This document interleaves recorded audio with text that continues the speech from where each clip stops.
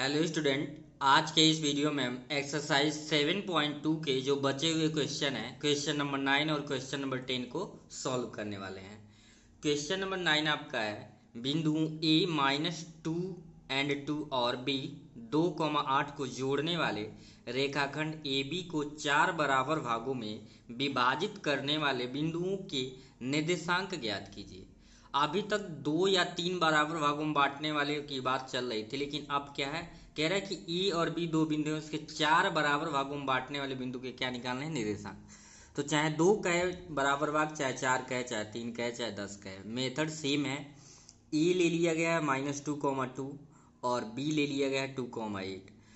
तो 4 बराबर भागों में बांटने का मतलब है कि इसके अंदर कोई 3 पॉइंट होंगे। तो एक पॉइंट ले लिया गया है सी, दूसरा डी, तीसरा ई, तभी तो 1 2 3 4, तभी तो 4 बराबर भाग हुआ।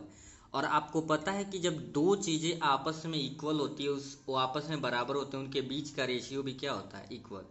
इसको 1 मान लिया गया, इसको भी, इनके बीच का रेशियो 1, इनके बीच का रेशियो 1, इनके बीच का रेशियो 1। यानी कि अगर कोई दो पार्ट आपस में इक्वल होते हैं तो उनके रेशियो, जब A1 है तो A भी 1 होगा, A1 है तो A भी 1 होगा, और ये भी क्या होगा, 1 ही होगा। ठीक है, तो एक कॉन्सेप्ट यूज करेंगे। और अब ध्यान से देखेंगे, इसमें 3 पॉइंट निकालने हैं। 3 पॉइंट ही होगा जो AB को 4 यानी 4 बराबर भागों में डिवाइड करेगा। एक पॉइंट C है, दूसरा D है, तीसरा E है। तो जब आपको C कैलकुलेट करना होगा, ध्यान से देखेंगे, C कैलकुलेट करना होगा तो यहाँ से लेके वहाँ तक ये हो जाएगा M1 यानी कि 1 होगा। और ए और बी तो सब में, सी हो चाहे डी हो चाहे ई हो, ए और बी सब में सेम होगा। लेकिन जब सी की वैल्यू निकालना है यानी सी के कोऑर्डिनेट निकालने हैं, तो आपको यहाँ से लेके यहाँ तक यानी ए M1 हो जाएगा, और सी से लेके बी तक के बीच का डिस्टेंस 1 2 3, तो ये हो जाएगा 3, M2 हो जाएगा। जब आपको इसी प्रकार से डी कैलकुलेट करना होगा तो रेशियो देखिए, ए लेंगे फिर डी लेंगे, तो 1 और 1 2, यहाँ से लेके यहाँ तक 2 होगा, फिर यहाँ से लेके यहाँ तक ए भी 2 होगा, M1 भी 2 हो जाएगा और M2 भी 2 हो जाएगा। ठीक इसी प्रकार से जब आपको E कैलकुलेट करना है तो E और फिर क्या लेंगे, सीधे E, तो 1 1 1 यानी इसके बीच का रेशियो को जोड़ लेंगे, 3 हो जाएगा, और इधर क्या बचेगा, 1, तो M1 3 हो जाएगा, M2 1 हो जाएगा। ठीक है, तो आई होप आपको ये प्रोसेस समझ आ गया होगा कि कैसे इन तीनों बिंदुओं को हम ज्ञात करेंगे। अब बिंदु C के निर्देशांक, तो विभाजन सूत्र का प्रयोग होगा। जो कोई दो बिंदु x1 y1 है और x2 y2 को m1 m2 के संबंध में विभाजित करने वाले बिंदु का निर्देशांक क्या होता है, m1 x2 plus m2 x1 upon m1 plus m2 comma m1 y2 plus m2 y1 by m1 plus m2। Simple है एकदम। अब इसमें हम क्या करेंगे, वैल्यूज को रख देंगे। m1 की वैल्यू c के लिए कैलकुलेट कर रहे हैं, m1 1 है, x2 आपका क्या है, 2 है, प्लस m2 की वैल्यू यहाँ पे 3 है, और x1 की वैल्यू यहाँ पे देखिए -2 है। ठीक है, अपान m1 प्लस m2 1 प्लस 3। ठीक है, कॉमा m1 की वैल्यू 1 है, y2 की वैल्यू 8 है, प्लस m2 की वैल्यू 3 है, क्योंकि c के लिए कैलकुलेट कर रहे हैं तो c वाले कॉलम में देखेंगे। ठीक है, ये सबसे इजीएस्ट मेथड है, ऐसे सॉल्व करोगे गलत होने के चांसेस बिल्कुल नहीं है। y1 की वैल्यू यहाँ पे 2 है, अपान m1 प्लस m2 यानी 1 प्लस 3। तो इस तरीके से 2 1 ज़ा 2, प्लस का माइनस से मल्टीप्लाई करेंगे, 3 2 ज़ा हो जाएगा 6 और 3 1 4, 8 1 ज़ा 8, 3 2 ज़ा 6 और 3 1 क्या हो गया, 4। दिस इम्प्लाइज 6 में से 2 को घटाएंगे तो आपका बचेगा -4 और ये बचा 4। 8 6 14/4, तो दोनों कटने वाले हैं, 4 से 4, 4 से 4, 2 7 ज़ा 14, 2 7 14, 2 दूना 4, तो फाइनली ये आ जाएगा -1,7/2। ये आपके सी के कोऑर्डिनेट हैं। अब हम निकालते हैं इसी प्रकार डी के कोऑर्डिनेट, यानी बिंदु डी के निर्देशांक। तो फार्मूला चाहे सी का निकालना हो, चाहे डी का निकालना हो, चाहे ई का निकालेगा, बदलेंगे नहीं। m1 x2 plus m2 x1 by m1 plus m2 comma m1 y2 plus m2 y1 पान m1 प्लस m2। अब वैल्यूज को देख देख के पुट करते हैं, यहाँ पे ध्यान देंगे। m1 की वैल्यू क्या है, d के लिए कैलकुलेट कर रहे हैं, m1 की वैल्यू 2 है, तो यहाँ पे लिख लेते हैं 2 इंटू x2 की वैल्यू यहाँ पे 2 है। ठीक है, x2 की वैल्यू आपका 2 है, प्लस m2 m2 आप देखिए ध्यान से, m2 क्या है आपका 2 है, तो 2 रख लेंगे यहाँ पे, इंटू x1 की वैल्यू आप ध्यान से देखें, x1 की वैल्यू क्या है -2 है, तो यहाँ पे रख लिया गया -2। ठीक है, m1 प्लस m2, तो ये क्या है आपका 2 + 2। ठीक है, यहाँ भी 2 + 2 m1, तो m1 m2 तो सेम ही है, तो m1 की वैल्यू आपका क्या है, m1 की वैल्यू 2 है, इंटू y2 अगर देखें तो y2 क्या है आपका 8 है, तो लिख लेते हैं यहाँ पे 8 हो गया, प्लस m2 2 है, और y1 की वैल्यू क्या है 2 है। आप चाहो तो ऊपर वाले क्वेश्चन, क्योंकि x1 y1 x2 y2 बदल नहीं रहा है, सिर्फ बदल क्या रहा है, m1 m2 बदल रहा है। ठीक है, तो 2 2 आपका हो गया 4, एंड 2 का -2 में मल्टीप्लाई करेंगे -2, 2 2 आपका 4 हो गया।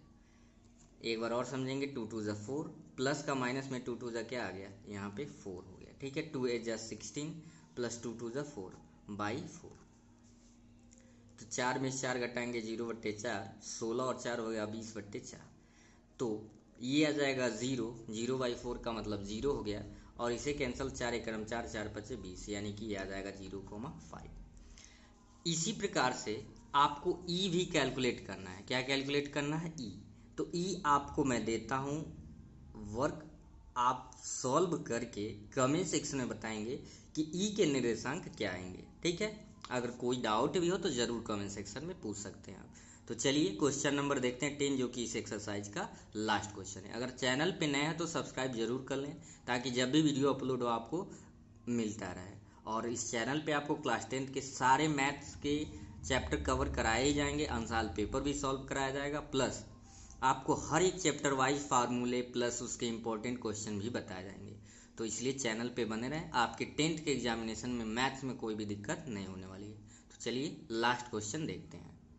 क्वेश्चन नंबर 10 आपका है, एक समचतुर्भुज का क्षेत्रफल ज्ञात कीजिए जिसके शीर्ष इसी क्रम में 3 0 4 5 -1 4 और -2 -1 है, और इसमें हिंट भी दे दिया है, संकेत भी दे दिया है कि समचतुर्भुज का जो क्षेत्रफल होता है 1/2 उनके विकर्णों का गुणनफल।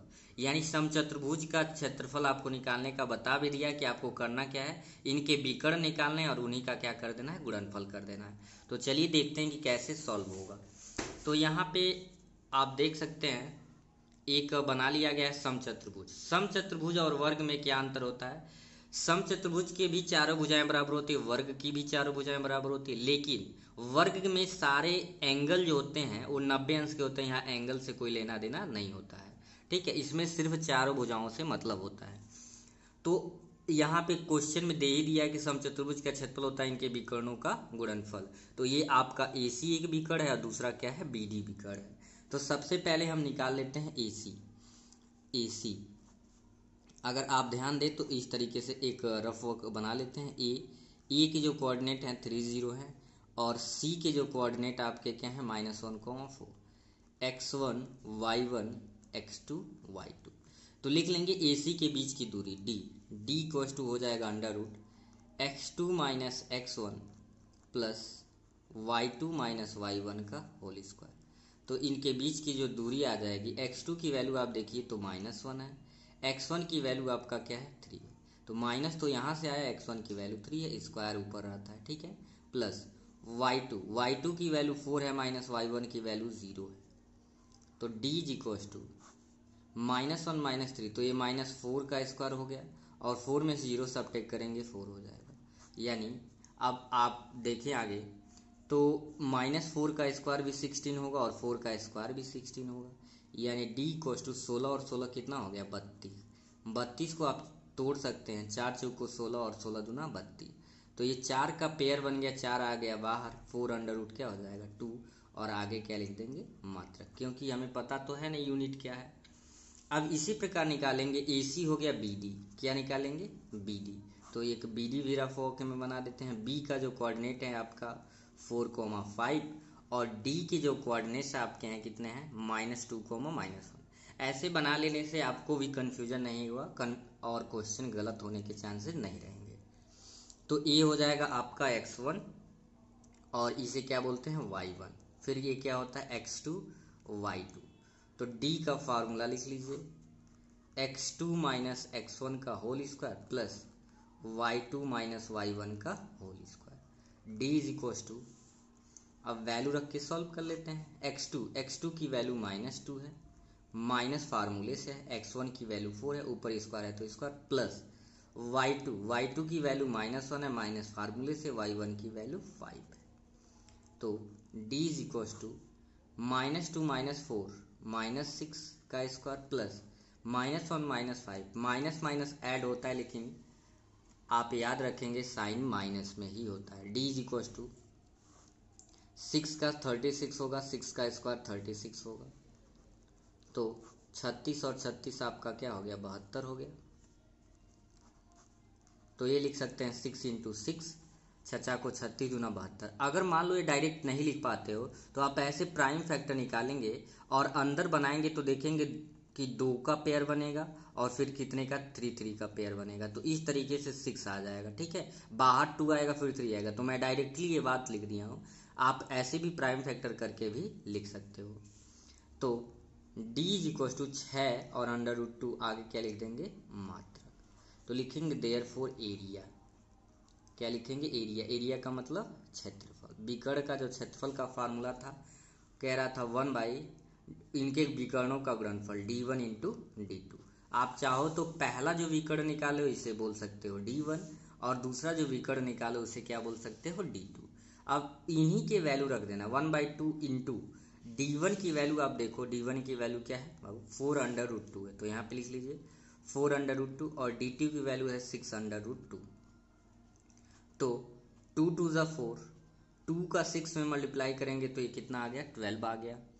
√2 का मतलब √2 का √2 में करेंगे तो ये कितना हो जाएगा, सिर्फ 2, तो 12 दूना क्या हो जाएगी, 24, और आगे लिख देंगे वर्ग मात्रक। वर्ग मात्रक, एरिया जब भी निकालते हैं तो वो वर्ग में आता है, स्क्वायर में आता है, तो इसलिए क्या लिख दिए, वर्ग मात्रक। ठीक है, तो ये सिंपल सा क्वेश्चन था, दोनों आपका क्वेश्चन नंबर 9 और क्वेश्चन नंबर 10। तो आई होप आपको ये भी क्वेश्चन अच्छे से समझ आ गया होगा। तो फिर मिलेंगे अगले एक्सरसाइज में, तब तक के लिए थैंक यू।